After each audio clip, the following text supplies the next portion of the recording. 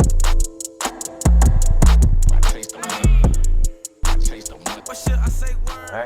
it's your boy Cody, Mack, what's the word? And I'm here with Headkrack, the Headkrack. What up, man? What's going on with you, brother? Everything's everything, bro. Alright, man. But so before we start, man, I want to say once again, congratulations, with this new syndicated show, stepping up, getting your own thing. That's something very, how can I put this? That's something that I feel like one day I would want to do. So it's dope to see and be here with somebody that did it. So that's Thank really you, man. dope, bro. And just to see your journey from rapper, comedian, being mentored by Ricky Smiley, and being under that, and then for him to pass the torch for you and let you do your own thing is real dope, brother. Appreciate it, man. Yeah. It's been a grind. You know what I mean? Like, you come to work, you do what you're supposed to do, you rock out, you wait for your opportunity. You know what I mean? And play your position. Until it's time for you to be in the spotlight. You know what I'm saying? So I think I played it to the max, and here we are now. All right, so you talk about the spotlight, so I want to take it back real quick. So your whole career, it seems like you ain't the spotlight weren't really accepting of you. Like people wasn't giving you the love. Like you got this song called Headkrack, right? Oh yeah, fuck crack. Yeah. Fuck crack. Oh, you did your Googles. Like you're the first person that ever brought that song up in an interview. Really? That's what's up. Yeah. So what was going on in your life that made you make that song? So basically, I'm originally from New York, right? And at Bronx. the time I was living in Texas. And, I'm the opposite of everything, especially in that dynamic. Texas is a very interesting place, specifically Dallas. They really are more accepting of things that are like born and raised in that city versus outsiders. So, there was a lot of people who showed me love, and I got a lot of opportunities because of my hustle and my work ethic. But then every now and then you have people hating on you for no reason. And you're only here to help. So everything that I talked about in that record was like some real shit. Like, I'm into what I'm into, and you telling me what I should be into. Like, well, I'm into what I'm into. So why don't you listen to this? Why don't you try that? Because I was running into a lot of closed-minded people who, they would literally be like, yo, how come you don't listen to Gangsta Nip? And I'm like, well, because I'm not really familiar with Gangsta Nip, but I'll give it a listen. You should listen to some Tribe Called Quest and Black Star. Hell, I'm from the South. The fuck does that mean? Like, music is music. Right. Give it a shot. Like, I used to, with pride. Like, when I would, go to, Texas for, summer vacation and go visit, my grandmother or whatever parent I was living with that year. Because, my dad lived in New York for the longest time and my mom, so, 1 year I'd be with my dad, 1 year I'd be with my mom. But when I would go back to Texas, I would hear, shit that I would never hear in New York City. And I would be like, oh, this shit is wild. Willie D, who's this? Cool, then I'm bringing back Willie D to New York, and then I'm bringing back UGK to New York, and then I'm bringing Wu-Tang Clan to Texas, and, all these other things, and, I was always accepting, and I just ran into a lot of people who weren't really accepting of other things that weren't from the South.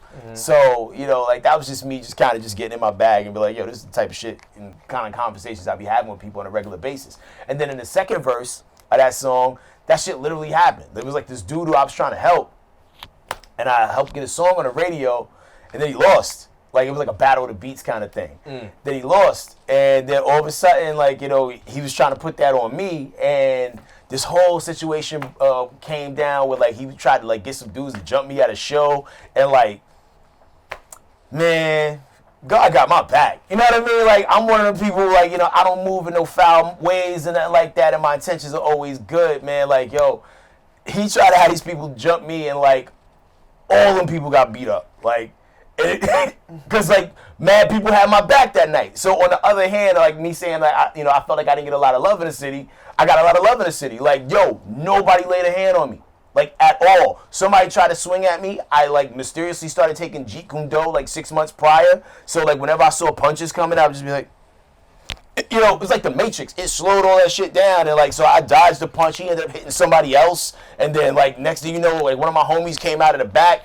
Beat this other dude. This dude was trying to hit me up with a bottle. My man grabbed that dude's hand, smacked the bottle in his hand, beat them dudes up, dragged them down the steps. Then my pops and my uncle rolled up for some bizarre reason because they was coming to watch me rock that night. And then they was like, yo, some dudes tried to jump Ray. Nah, they ain't on it. You know what I'm saying? It was the wildest shit ever. And I didn't have to do nothing to nobody. Fuck crack. That's a crazy story, bro. It is wild, man. It be the people you try to help that'll try to put the knife in you. So outside of that lesson, like, what was some of the things you took away from that whole scenario? I mean, at the end of the day, I don't really think I learned anything. Because at the end of the day, like, I'm going to continue To help not conforming and just rolling how I want to roll. You know what I mean? Like, it's never going to stop me from trying to help people. You know, results may vary. Like, that didn't work out for that dude. But, you know, there's other people who I've, like, aided and abetted and helped them get to the next level of their career or the next level of what they're trying to do. Because that's what people should be here. Like, I mean, Cody, you doing this yourself, too. Like, you know, you doing these interviews, you a conduit to help people get out there a little bit more. So that's what I want to lend myself to be, a conduit to help people get out there a little bit more. So it just, you know, be careful who you help, but don't stop helping people. You know what I mean? Have you ever had a situation where you try to help people, but you feel like they're hesitant of receiving the way you're teaching them? I never really think that much about it. You know what I mean? Like, if I see somebody who can operate a little bit better, you know, I will try to, like, hey, yo, I saw this. This is what you should try to do. Either you will see the information or you don't. And the cool thing is, there have been situations where people have asked me for advice or something like that, and I'll run into them years later. It's like, yo, I took your advice, and now I got this job. Or I took your advice, and yo, you were right. You know, so everybody's not going to listen to what you got to say, but the ones that do and come back and thank you for it later, like, you know, that just kind of validates what you were trying to do. And it's, you know, and the thing is, it's not like I walk around just trying to, like, tell you should be doing this better, but, like, just passively. Like, sometimes you could tell who needs to hear that word or who needs to get that information from you, and when you plant those seeds and the seeds grow into something dope, it make you feel good about it. So what about when you got a team, though? Like, 'cause I know you got a team and people that you work under you to have your stuff done. Like, how do you, outside of money, how do you motivate your team to be, I want to say, the best version of themselves? Basically, I mean, I think it's all the approach. You know, you hear about constructive criticism. You know, you can never really just, like, lean into somebody and just like, yo, why'd you do that? That was the dumbest way to do shit. Like, yo, I saw you do that. You did that. Maybe try to do it like this, just to see how it'll play out differently. You know, and just compare the two and see what you think. You know, sometimes you have to instill things in a way where you make it think it's their idea. Or, you know, because, like, people, especially our people, never want to be told what to do. It's our independent spirit, right? But if you could be like, if you could suggest or, like, you know, just give them a little nudge in this direction. It's like, yo, that was cool. But, yo, I bet you it'd be easier if you tried it like this. It's all about how you word it. Some people get it, some people don't. So I feel like, you know, doing things that way more so than being like, you know, because, you know, people are so pride-driven. Nobody ever wants to be corrected anymore. And I think that's kind of an issue sometimes with our people. But, like, you know who to take that approach with and who not to. So, like, you know, because, like, money's never really been my 100% motivator. Like, my motivator has always been just trying to do the best job I can and whatever it is I'm doing and take everything seriously. So some people are motivated by money, so you just got to just figure out who's who. How do you balance everything that you got going on, brother? Poorly. Very poorly. You know what I mean? Because, like, when you do so many things seemingly well, sometimes it's hard to, like, stay in that one thing for a long time because, like, you know, radio is great. I love doing radio. It's fun. It's a great platform. I love rapping more than I love radio. But radio comes with benefits, healthcare, you know, and a lot of just, like, confirmed money. You know what I mean? Music is in a weird place right now. You can't get people really to buy things in a traditional sense. And the streaming game is awful. You know what I mean? So I do music passively. Well, I've been doing music passively, but I'm starting to turn the heat up on it a little bit more, like release things more regularly. You know, I've dropped, like, you know, 4 singles in the last 12, 13 months, which is a lot more than I've done in a while because, like, you know, I was so deep in the trenches, like, with the radio thing and with some of this other stuff that I've been working on that I kind of, like, you know, I would go do shows, but I wasn't, like, putting out music. And, like, in this new day and age, you got to, like, you know, you got to feed the fish. You got to feed them. Yeah, because, like, you know, like, because if the longer you wait, every time you come back out, it's like a reintroduction of yourself. And I'm tired of reintroducing myself. You know what I mean? Because, like, I run into people all the time that say, hey, I didn't know you rap, which on the flip side is kind of dope as opposed to them saying, damn, you still rapping? You know what I mean? So I want to cook up and do more and let people know because, like, hey, man, like, I love the art and I'm competitive. I'm on my gladiator shit right now. You know what I'm saying? When I see somebody rhyming and, you know, I get inspired by that because it's the competitive spirit in me to like, I want to rap too. And like, yo, let's clash swords. But we're in a space and place right now where people don't really battle as much per se. You are a battle rapper.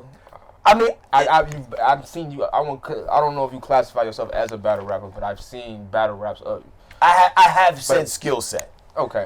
I can battle rap when necessary. Not necessarily the style of battle rap where like I'm gonna battle you in 90 days and I'm gonna like go pull like your ancestry and shit like that. I'm not gonna do that. But like freestyle battle rapping, like something like spontaneous on the spot. You know what I'm saying? Like I come from that. You know what I mean? And I know it's not the most popular form of battle rap in 2020, but at the end of the day, like that's the era I came up in, and it was just a little bit more like, in the moment as opposed to premeditated. Because like shit, if you give me 90 days, yeah, shit, I'll write some shit. But that's a lot of time to invest dark energy into somebody. Like I have to think of hateful shit to say to you for 3 months. I never thought about it like that. Shit is, yo, do you realize how Damn. how taxing that is on your heart and mind? Like, yo, I gotta hate you for 90 days. Like, and just figure out really fucked up things to say to you for 90 days. I never want to be consumed that much with somebody who's not my child. You know what I'm saying? For that period of time. But to the people that do it, God bless you. But yeah, that's never really been my bag. That's toxic, bro. It is toxic energy, man. Like you wake up with somebody on your mind. You wake up with another man on your mind. Nah, I'm good, man. Like y'all can add that. No, I get that. You just said something too that stood out to me. You were saying freestyling and skill. Mm-hmm. I'm kind of like when J. Cole would say the middle child, I look at myself like the middle child. Like I relate to this young generation. Like I understand them, I get them, I could be around them. But I was raised by the OGs. You know what I mean? I come from that cloth. I come from the morals. You know what I'm saying? I stand on the principles that from the beginning of it, like the 90s and the 80s. And I always had this debate with people. Like freestyle to me has always been something that you just go off the dome when you spit. Now it seems like when they say freestyle, it's like something they write and they just freestyle over a beat. Yeah. I don't get it. Like it's always been a great debate within the culture. You know what I'm saying? Like, because you could even find like interviews from people in the '80s trying to explain the difference between a freestyle and an off the dome freestyle. You know what I mean? Like, I feel like it's easy to put all loose raps that don't belong to a particular song under the category of a freestyle. But, in my heart and mind, a freestyle truly is like, yo, I'm making this up right now. This is happening in the moment on this day right here. But there's a lot of rappers who don't have that said skill and ability anymore because there's not as many, like, proving grounds anymore for people. Like, the worst thing and the best thing that happened to hip-hop as a culture was the fact that you can make music in your crib. Because now you can, on the upside, you can perfect your skill by like not having to spend a ton of money to go to the studio and you can improve. But on the downside, you don't necessarily have to take it as seriously because it's not costing you money to do this stuff. You know what I mean? Like, so you can kind of make a record where the hook is, and like, because it didn't cost you money to make it. You can experiment and mess around. And if it goes out of here, then it's dope. But then people aren't going to clubs anymore and learning how to perform live or like putting their skill set up against other rappers. It's like, you'll upload a song on SoundCloud, maybe people will comment on it, maybe people won't. But the real life comments that you would get when you would go to like the clubs and the open mics when people wasn't feeling your shit, some people can't take that pressure. It's hurtful. And you'll collapse under that weight. Maybe never record again. Or maybe that makes you a better artist because, damn, they booed me and I didn't know how to receive that. I'm going to go and get better. Comments are the new version of booing, and I don't think it stings as hard as being booed in real life. So with that being said, I think, a lot of artists just that haven't put themselves in a position where they have to learn how to freestyle or like entertain a live crowd with something organic because they're all doing it from the safety of their own crib. I ain't never really put that together like that. Like how you say comments is like the new boom. Yeah. And people are immune to comments to some degree. You know what I'm saying? Like, like some people, if you leave a bad comment on somebody's shit, they want to figure out where you live and like go see about you. But most people be like, I don't care, keep working. So to have tough internet skin is different than having tough real life skin. Because I think, hearing somebody boo you in person will probably affect you more personally than someone who did it from the safety of their crib. Because like most people would be like, oh, somebody will say anything to somebody behind a computer. But to like look in a crowd and see people actively going, boom, you know, like, yo, like, you will wake up with that on your mind the same way some of these rappers wake up with another dude on their mind on the battle rap shit. Like, the next day, like, yo, how can I improve myself to make sure this shit don't happen again? Okay. Happens to the best of us. So, by you being, I feel like one of the best content creators we have in the game, one of the best creators we got. Thanks, Jay. Between the internet and you getting booed, give us 2 scenarios in your career that help, like, when you created something in this new generation and when you got bad ratings on the internet and just, you know, it helped you, you know what I mean, motivated you to do better. Give me that scenario, and then I want the same scenario coming up with the, you know, the booing, like, okay, because you probably went through the Apollo or something. They hit you with the hands down. Nah, actually, like, I did this thing at the Apollo one time, and Well, I say you did get a hands down. You probably got an extended ovation because you're dope. But I'm saying, like, just an example. Well, I mean, on the rap side of things, so like this was a few years ago. Me and my group, the Bodega Brothers, we opened up for Rick Ross in Dallas. Okay. And we're very hip hop, like hip hop. And Rick Ross is very hip hop to some degree too, but he also has a large demographic of people who just want to hear like ratchet drug dealer rap. So yeah, so here we come through on stage. I'm wearing a shirt that says "Never Sold Dope," you know what I'm saying, which I'm sure was like pretty off-putting to a Rick Ross concert. Yeah, a lot of D-boys, you know what I'm saying, like, you know, who are in the crowd, you know, confirmed D-boys. I knew some of these people. And like, yeah, like, I mean, and we were just the exact opposite of what people came to see that night. And then also too, it was one of those shows where like, okay, you got a headliner, but maybe the promoter charged a whole bunch of other people $1,000, $1,500 a piece to perform. So you had like 20 openers, but we was like the ones that were supposed to go on before Rick Ross. But at this point, the show is running late. You just done seen 1,000 people and you ready to see Rick Ross. And here we are talking about Never Sold Dope, and we're just being hip hop as fuck. So there was a few people in the crowd booing, and it was just like, yo, it's frustrating, but I understood where that was coming from. And because at the end of the day, I still have like my gladiator shit going on in my mind and my heart. So I start snapping on some of the people in the audience, like, because this dude literally had his beard like Rick Ross. And I can't remember what I said to him. It was like some freestyle shit. And we just cut our set short and bounced because, like, hey, like, you know, I understand where it's coming from. But at the end of the day, even understanding how it works, it stung a little. Because you really wanted the show to be great. And it's like, damn, man, it was like a packed house. But the crazy thing is I watched the video from another angle. Somebody sent me, like, some videos from the show. And when I was watching it back, I was like, damn, it wasn't bad. It was just those 4, 5, 6 people that was in the crowd and not the whole crowd. So with that being said, you relate that to comments. 100 people could love what you do. It's them 6 that don't, that'll fuck up your whole day, and you be wanting to cut the shit short. You know what I mean? So I think those things kind of parallel, you know, and it's all about a matter of perspective. I'm looking at it from the perspective of on stage, and not 100% of the people are loving what I'm doing. And then at the end of the day, that's life. 100% of everybody's never gonna love what you're doing. What's some of the recent feedback? How you been getting on your work? Yo, the new music that I've been leaking, the feedback's been great. But like in the digital space, as far as like creating content, so there's a very polarizing interview that I have out right now with Young and May, and I've done 2 interviews with Young and May. The very first interview with Young and May, I thought it was amazing. Her energy was great. She was dope. And there's a lot of people in the comments like, gosh, why is he asking us so many questions about her sexuality? Because I'm a fucking interviewer.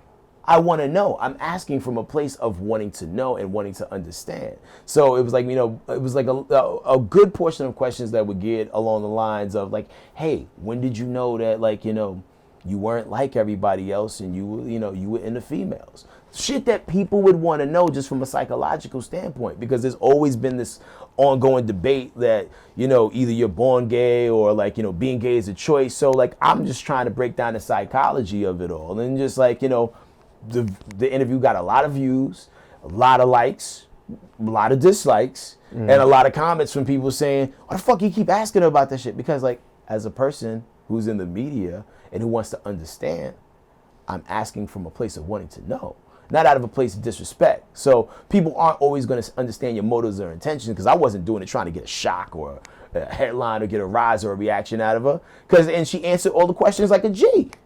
And we had a fun ass interview. So if I'm good enough at what I do to read her body language and see if she was uncomfortable, I would have pulled out of the, I would have like switched gears and went to another place. But she was here for the shits, and she answered every question. And she even came back, and we did another dope interview. And we even addressed the comments that I got in the first interview. She's like, yeah, my fans are crazy, da-da-da-da-da. You know what I mean? So once again, you can either let your comments run you off and make you gunshot and never try again to experiment, or you can believe in the shit that you're doing and just push through. Because once again, not everybody's going to be 100% on your page. On page with what you're doing. Hey, that's crazy how you just put that, because like, not like you say, not everybody's gonna be 100% on the same page what you're doing. But then when you talk about your page, we talking about social media too. Mm-hmm. So what they call it, a double entendre or something like that. Yeah. So that's dope. You just sparked something in my head when you were just talking about interviewing and doing uncomfortable. So, I want to say, you know what I mean, the Queen Gale King, you know what I'm saying, she did an interview with Lisa Leslie, right? And this question is kind of like two parts. Like, I want to know your thoughts on, like, how you just said, like, when you see somebody being uncomfortable. To me, on the interview, it looked like Lisa was uncomfortable. Right. When asking those questions. Do you think she was, like, this seemed like, as an interviewer, like, a skillful guy you are, do you seem like she was kind of, like, poking and trying to get a shock value at Lisa? I wouldn't even say if it was the shock value per se, but she was trying to apply pressure. And if I saw somebody getting that level of uncomfortable, I would probably take my foot off the gas a little bit. You know what I mean? Because, like, I think she expected to get one response from her and didn't get the response she expected. So she kept going and kept trying to push to get an elevated response, and it never happened. And I don't think that she would have got as much flack about that if it wasn't because Kobe Bryant was so loved. Like, people love Kobe Bryant so much, they're like, hey, how dare you ask that? And I did feel like her question was in poor place, space, and timing, because you could ask the same question while he was alive. Why'd you wait till he was no longer here? And the crazy thing is, like, you feel like somebody like Gale King would know better, because she's a vet. There's a lot of people who watch her interviews to learn how to interview people because she's great at what she does. And for her to do an apology, well, her first somewhat of an apology and be like, I didn't know the network was going to run that part. You had to know that. You're in the media. They always going to run the salacious part that's going to get people to tune in. It's the business that we're in right now. If it bleeds, it leads. That's why the news is more so murder, death, kill versus, a cat got saved out of a tree. No one cares about that. What's about to kill me? What is shocking, to the people. And like, we're in a shock society right now. It's all about shock. It's all shock, no awe. It's shock and awe, not shock and awe. That's a good way to put that.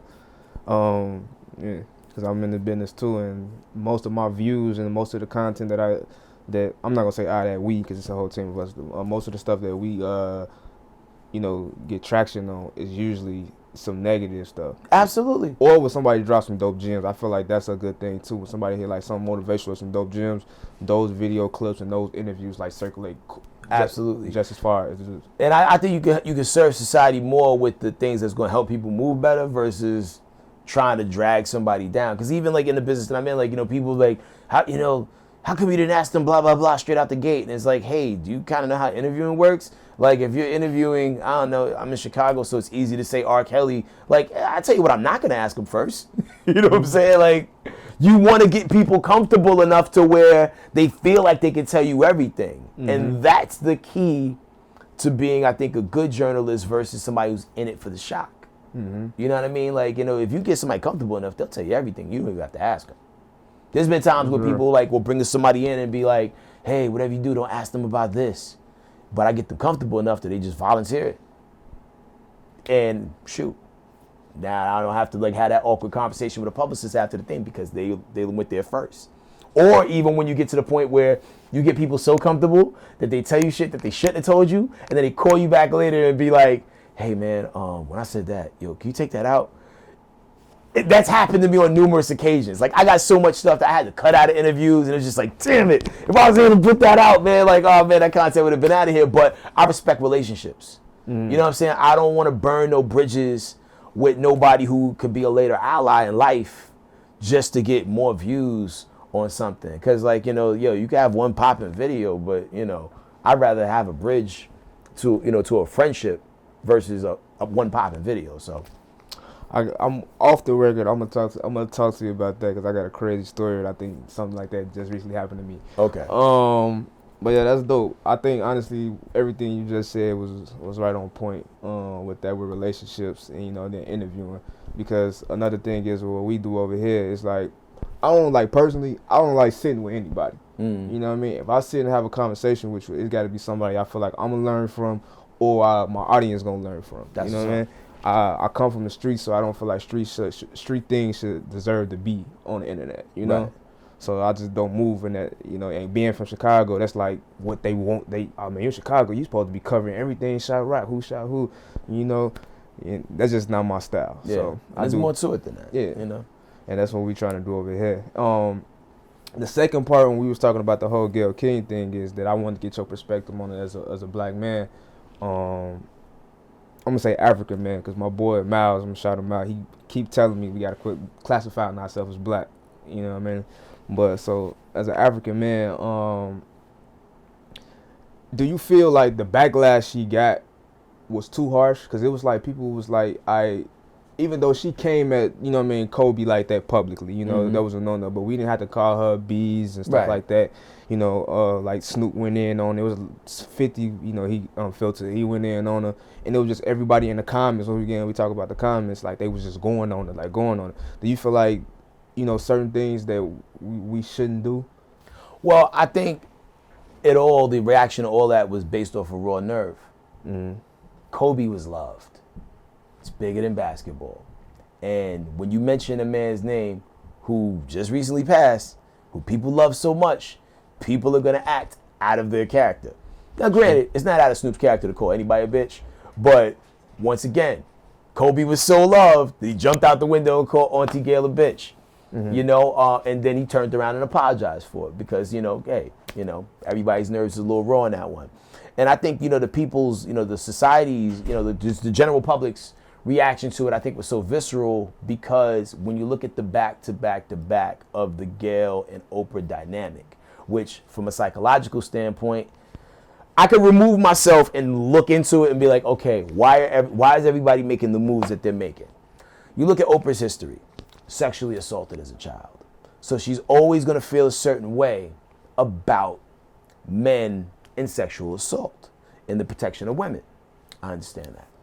But then also, you can't be so hasty in your approach to things to where you don't necessarily think everything through. Like, yo, she did Michael Jackson greasy with that documentary just to turn around and find out that, like, these dudes even wasn't 100% on the up and up. So that's strike one.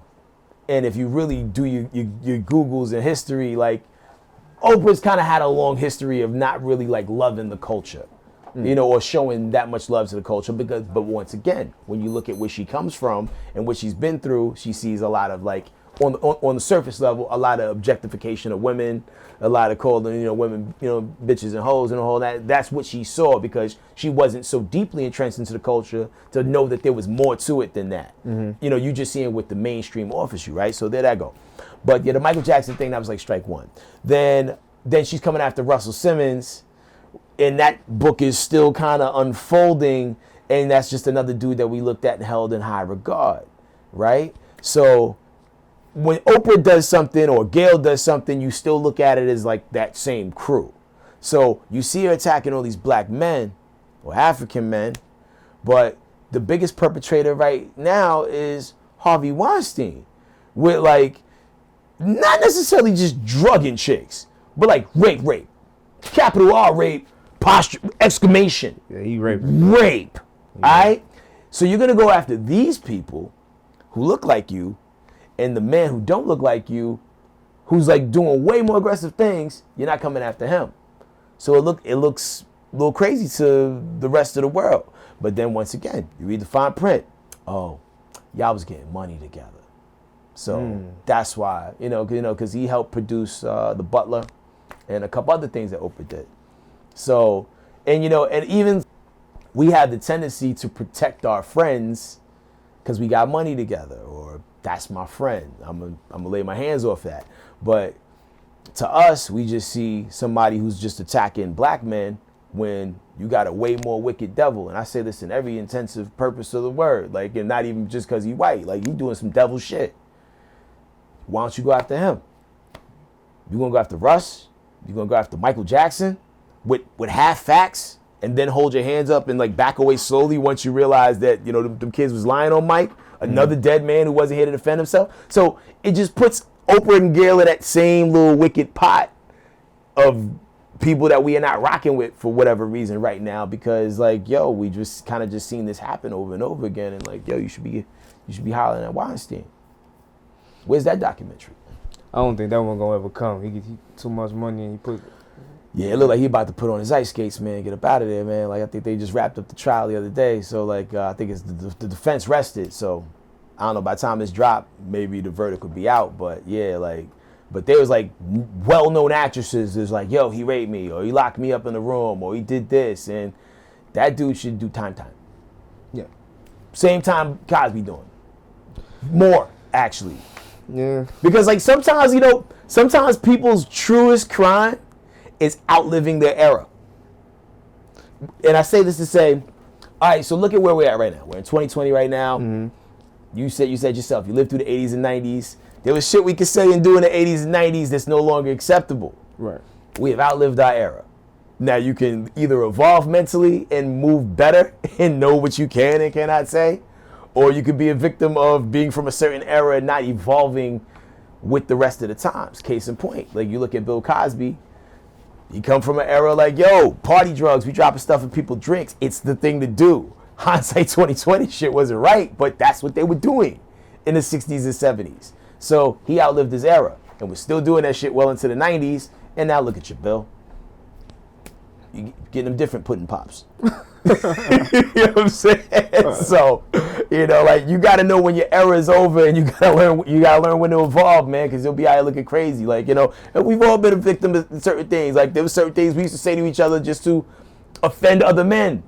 And now we can't say that, or you'll be canceled, because the era is different. We're in a different time, space, and place now, so you got to know when to evolve. Since we speak on that, I want to speak on that real quick, because I don't want to get too much to Cosby, because I feel like the Bill Cosby thing, like, it's so much mixed feelings with what he got going on. We talking about men in different eras, right? So I'm born in '91, right? Okay. How I'm coming up, the B word. Mm-hmm. It was like if a man called another man a B, them fighting words. Absolutely. Like we boxing. But now I see rappers, especially Chicago rappers, I don't know how they do it in other cities, but they call each other that, like, as friends, like, oh, Lil B, what you on? Or Lil B, I see you slow. I don't get that. And then when I spoke on that one time, people was like, man, you tweaking. That's just how we talk. Like, I think that's the swap out, though. That's the swap out. Like, in one era of time, it was like, my nigga right here, I think that word has been swapped out with something else that's probably not acceptable to say no more. Fast forward to 2050, what? You called someone a bitch? Cancel that man. Like, the longer we live, the less things we'll be able to say with the confidence that we were able to say them back then, because times evolve. Shit. We used to, like, not be able to go to the same restaurant as white people. Times have evolved. You know what I'm saying? Like, there's certain things, shit, like Archie Bunker. Like, I don't know if you ever watched that show as a kid, All in the Family. Mm-mm. Yo, it was about this dude named Archie Bunker. Dude was white. He was a racist. And it was a sitcom. It was a sitcom about a white racist dude. And, like, Jefferson's was actually a spinoff of All in the Family. Yeah. I didn't know he was white and racist. Yeah, like, that was the whole steez. Like, yo, but the thing is, they made fun of it because he was a dude who outlived his time. Like, he was still saying shit that you're supposed to be saying because, like, yo, we've evolved past that. But he was like a dinosaur of his age, still moving a certain way. And he wasn't just racist towards black people. He hated everybody equally. Or, like, had slick shit to say about everybody equally. But, like, that's another example of somebody who, like, yo, That show's pretty funny though. It was funny, but I don't even think you can really do that exact same show now because everybody's so sensitive and everybody's so protected. Except us, we're not protected. Like, anybody can say nigga and shit flies. If you say Jew too hard, then they'll bleep that out. You might want to bleep that out.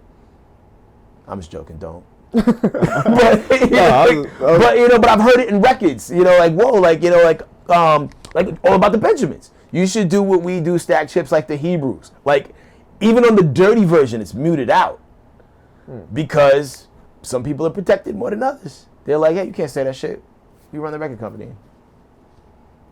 But, nigga this, nigga that, I hear it on TV. It's like the Dave Chappelle Netflix bit when he was, and they used to like, you can't say faggot and gays on, and she was like, you can't say that because you're not one or something like that. But he was like, I could say the N-word, and she was like, well, I can't say that, but I'm not a nigga either. So it's like, but they allow him to say that and make jokes about saying the N-word and stuff, all in his absolutely bits. Everybody's more protected than black people in those spaces. You know what I'm saying? And it's interesting how that has all played out.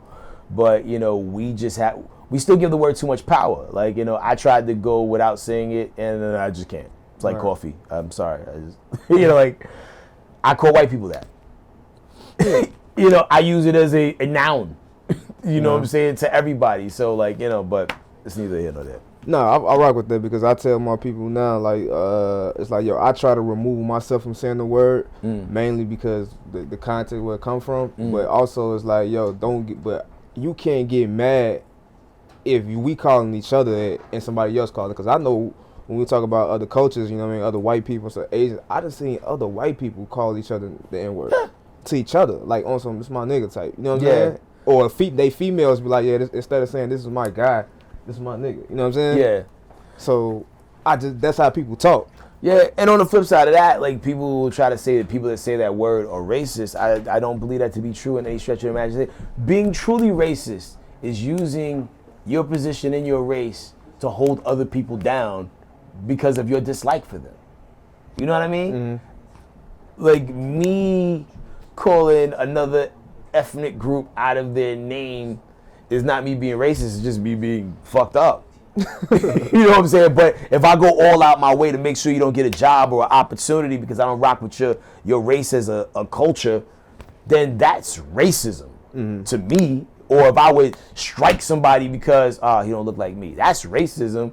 But just calling somebody a name, I think we kind of jump out the window and lean on that a little too hard sometimes.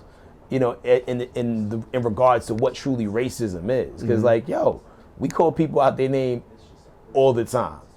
The lines are very blurred, and I don't really truly feel like I'm racist at all. So do you feel like Trump is racist? Yes, I do. I think Trump don't love nobody but Trump. At the end of the day, he's a Trumpist. You know what I mean? Like, I think if you ain't Trump or trying to add to his agenda, he don't rock with you. So yeah, absolutely, I feel like Trump's racist, and I feel like he uses black people as chess pieces just to try to let you see, oh, he's okay. I'm okay because I'm aligned with this person, and I've seen that all throughout his history. Because there was one point in time, like in hip hop, they was making Trump cool. You know what I'm saying? Back in the day, I remember in the 80s, I was seeing with Mike Tyson. It's like, oh shit, Mike Tyson hanging out with Trump, you're a billionaire or something. I'm from New York, so that was all my era. But when you look back at the things he was doing behind the scenes, it's pre-internet, so you didn't have all that information at your disposal at the time. And then I'm 7, but so I didn't really know. But you look at things he was doing in the world of housing and putting people out in the street. This is the roots of gentrification. We're talking shit that was happening in the 80s in New York City, and he had a hand in a lot of that. You know what I mean? So at the end of the day, I think only thing he loves is green. And the upliftment of him. So yeah, hell yeah, he racist. Yeah, he don't like green things. You said you use black people as pawns. I'm a huge Kanye West fan. I would hate to think that Kanye is being used as the pawn. But see, I think he is such a optimist that he feels like, hey, if I met with him, I could try to like help him change his mind or create a narrative that will, you know, put everybody in a better space. Okay, cool. We rolling now. All right, so yeah, do I think Kanye's Sunday service is legit? I think so. You know, if you were a true Kanye fan, you kind of seen the gospel influence in his music and his wave from the beginning. You know, I think he got on his like, you know, alcohol infused rock star kick for a minute, but it's always been there.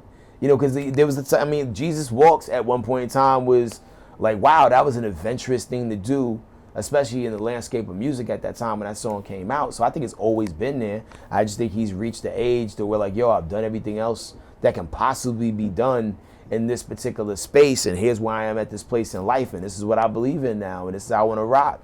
You know, as a Kanye fan, it hurts to know that maybe you might not get another gold digger out of him, or you might not get another Father Stretch My Hands, the ratchet version. But, you know, at the end of the day, like, hey, he's making the best choice that he got to make for his life. Because just imagine, like, being a person who's the most famous person in every room you walk in, everywhere. Like, 98% of the rooms you walk in, you're the most famous person in that room. And all these people trying to draw at your energy. Everybody needs something from you. Every rapper wants a beat from you. Everybody wants you to give them a chance or opportunity. People saying things about your wife. People probably sending you links on social media, your wife doing stuff with Ray J, and just the tax that could take on your mind. It could drive you crazy. Surprised it didn't happen sooner. You lost your mother. And then you're creative. Most creative people are out of their fucking minds. Most of them. So just imagine all that wear and tear mentally, you know, what that does to you. And like, yo, if God gives him peace and doing the Sunday service thing gives him peace, more power to you. You know what I mean? And hopefully the same way he raised the bar in the music space, he could raise the bar in that, you know, that hip hop contemporary gospel space to where he'll make stuff that will rock just as hard as we rocked Gold Digger and Flashing Lights and all that other stuff. Because like, I mean, not for nothing, like the project he put out, the Jesus King. Jesus King. There was some bops on there. I need a few more. Give me a few more. Keep coming with Follow Gods and stuff like that. Yo, I'm here for it. You know what I'm saying? I just need more than 7 songs. Just need more than 7 songs and just you know, keep it creative, man. And I'm here for it, man. So shout out to him. I just need him to do. You just need to do like a victory tour, and just run them old songs just one more time, just for everybody who missed it. Something told me to see Kanye West every time he went on tour, and I did. Because I knew he was going to pull some shit one day where he's like, either like, yo, I don't do this no more, or like, he was going to have like a weird epiphany and change his life. But like, Kanye West's live shows with the other stuff have been some of the best shows, not even just rap, but just in music that I've ever seen in my life. Unfortunately, I just saw him on the Life of Pablo tour. That was the one where the thing was floating back and forth. That was cool, but Yeezus?